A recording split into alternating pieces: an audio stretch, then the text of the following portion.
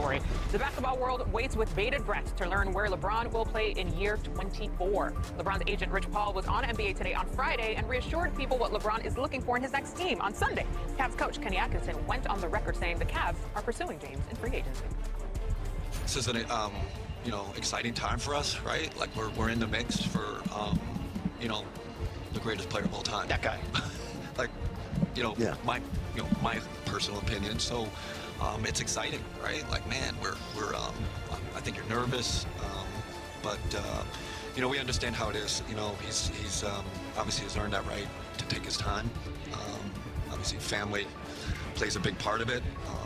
But I know the state of Ohio, man, that there's something special.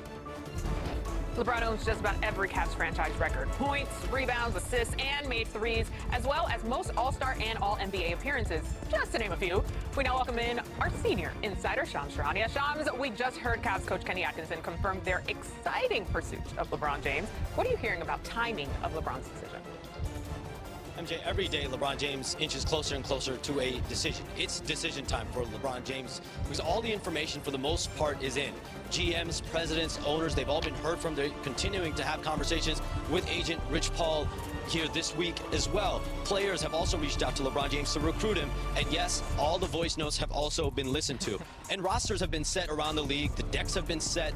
And the leading suitors have been Cleveland, Miami, Golden State, Philadelphia, and Minnesota. And what we know definitively is LeBron James has made it clear privately that he wants to go somewhere where he can compete for a championship, somewhere where he feels like he finds that happiness from a team environment and culture that he feels he can uplift. And the big thing here is this is not going to be a financially driven decision. So that gives LeBron James the ability to hear from teams that have the minimum, have other exceptions, have salary cap space as well, and also be allowed to take his time through this decision. All right, Shams, thanks for that update. Don't go too far. We're going to check in with you a little later. Now, LeBron is still putting up numbers as last season he was one of just 4 players to average 25 and 5 on 50% shooting, joining Giannis, Jokic, and Şengün. Earlier today, Austin Reeves talked about LeBron leaving the Lakers. I don't know if I've honestly processed it yet. I mean, I kind of was thinking about it last night when I got here. Starting a season without, him being on the team is going to be different for me. That's kind of all I've ever known is him being around, joking around, acting like he's 15. But, that's his decision. And, like I said, anytime I'm talking about it, I've got nothing but love and respect for him. And, let's play some golf soon. Not golf. All right, here in the studio with Tim McMahon and, of course, Big Perk. Kendrick Perkins joining us now. Perk, it has been about 2 weeks since LeBron and the Lakers parted ways. So, all things considered, where is the best option for LeBron? Back home, and I think he already knows that. I think he's embracing this moment to just feel love, right? Get all the calls, get all the text messages, so he can continue to feel love and appreciate it. But I'm pretty sure that LeBron James and Rich Paul both know where they're headed. And in my opinion, it's, to this point, the best place is Cleveland.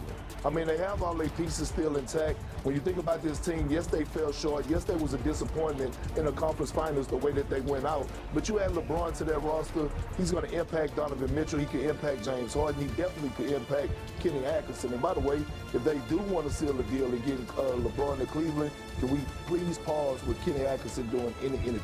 You don't want to scare him off. Don't want to scare him off by saying the wrong thing. So pause with Kenny Atkinson, and I'm pretty sure LeBron wants to head back to the crib. Perk said, be cool. All right. Tim, what do you want the outcome to be for LeBron? Listen, I want the storyline of him going home again. It started in Cleveland for him. It's only right that it ends in Cleveland. It would be weird to see him put on a uniform that he's never put on before to end his career. But this is the storybook ending. And I do think storyline matters. He's had a film crew following him around. That's going to continue this year. There will be a documentary. The storyline matters. Now, just like if I'm playing NBA 2K, what do I want to see? I'd like to see him in a Denver Nuggets uniform playing with Nikola Jokic. I think that would be fascinating to kind of turbo boost another contender in the Western Conference. But as much as it pains me to agree with Perk, coming home for the 3rd time, finishing it where it started, that's what makes the most sense if I had a vote, which clearly I do not. Who does at this point? Wait, Perk, I heard you react there a little bit to the Denver possibility there. Yeah, I'm not mad at. I wouldn't be mad at that. I mean, LeBron and Jokic, definitely puts them back in the thick of things. If they could get him with OKC and the Spurs. But again, to me, it's just the writing's on the wall that he's probably going to be heading back to Cleveland. I don't see it working with Miami, but I would love to see or hear some more conversations from Philadelphia to see what type of pitch are they actually making to try to draw him to the 76ers.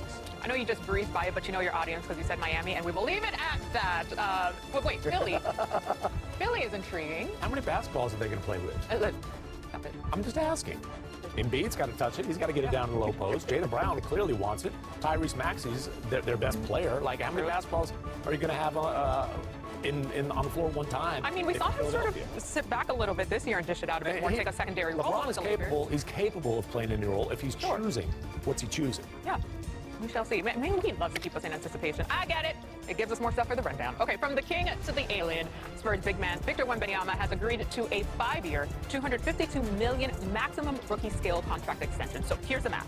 Wemby decided on the 25% maximum instead of the 30% supermax escalators to $303 million. After he and the Spurs, of course, went through multiple frameworks.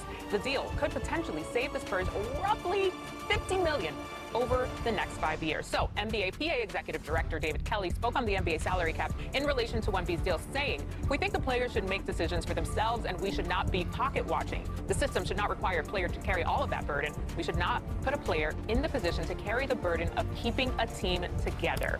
So, Wemby's new contract has the NBA buzzing, of course, and it could have huge ramifications around the league. Big perk.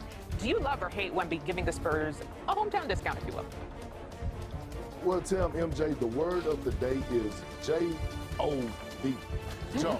Because although basketball is entertainment to us and we love to watch it, it is a job to the rest of the players. And in no other workspace are people asked to take a pay cut.